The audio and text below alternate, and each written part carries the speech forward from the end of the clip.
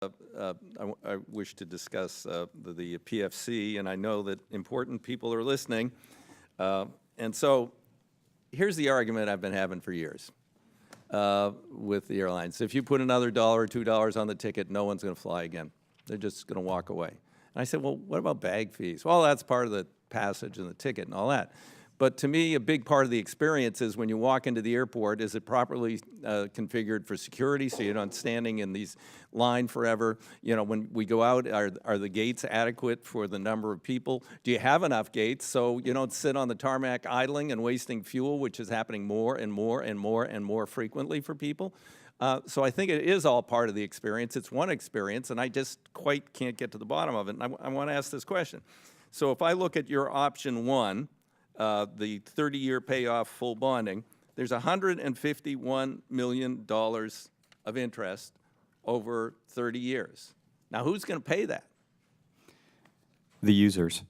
The users, okay, and that would be both the airlines and their passengers, right? Because you're going to get to renegotiate your gate contracts somewhere in that 30-year. I'm sure you don't have longer than 30-year contracts, do you? No, sir.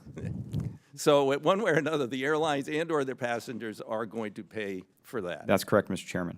And so if we look at your last option, well, I won't even be that extreme. We'll go to the next to last option.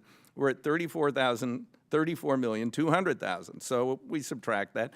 So, okay, that takes us down to $117, $118 million dollars of difference. So wouldn't it be prudent to do it now and not waste $118 million and send it to the banks or Wall Street or wherever the hell you borrowed the money? We believe that it would be prudent. We do not want to take on unnecessary debt. Right. And on top of that, we don't want to be extended out 38 years on our passenger facility charge to pay for all that. Right. We have a lot of other projects that we would like to build instead of paying the banks the interest. And you're not building you're not like Singapore, wherever they're putting in the waterfalls and the Taj Mahal and all that stuff. I mean, in the United States, we restrict how you can use the PFC money. That's correct, Mr. Chairman. We have a very robust consultation process with our airline partners and an approval process with the FAA.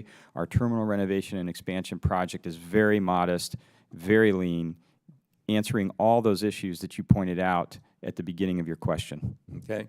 And I'd like Ms. Mira to answer just one. I mean, how about, you know, we have shutdowns, we have, you know, we don't know what's going to be in the president's budget or what Congress is going to appropriate on an annual basis in terms of harbors, who's going to get dredged, who isn't, whose jetty is on the, you know, very long list the Corps has for reconstruction, and how much more will it fail before we fix it. And could you just address how important it would be to have more predictability, let alone more money being invested?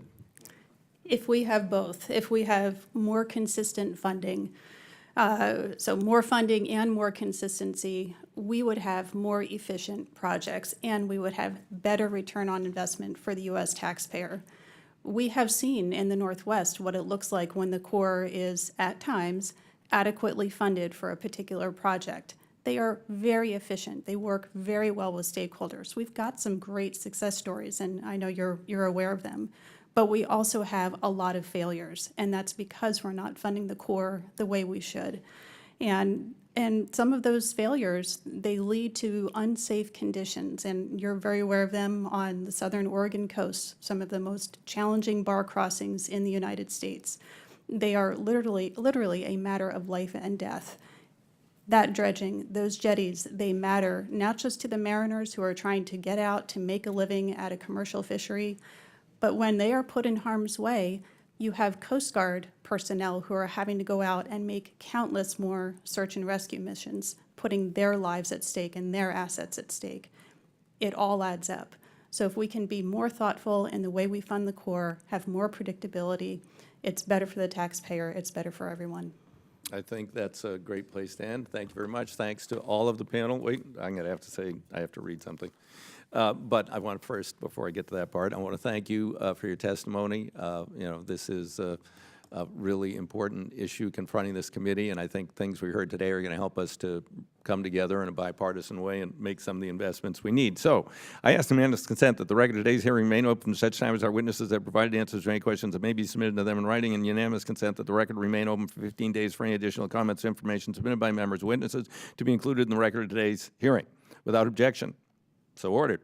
I would like to thank our witnesses again, and I have nothing to add. Bob, you got anything to add? I'd like to say thank for our witnesses too, and I just wanted to, just for the record, on the Army Corps stuff, it has been very bipartisan to get more of that harbor maintenance trust money where it's supposed to go, and we did on the last couple of orders, the Inland Waterway Trust Fund, we did increase that, and we got Olmsted kind of off budget that saved a lot, brought a lot of money in, so it's been a very bipartisan. When we were in the majority, we worked very hard to make those improvements, so that's bipartisan. I agree. I started actually working on turning that trust fund into a real trust fund with Bud Schuster in 1996. We're almost there. With that, the committee stands adjourned. Thanks, Chairman.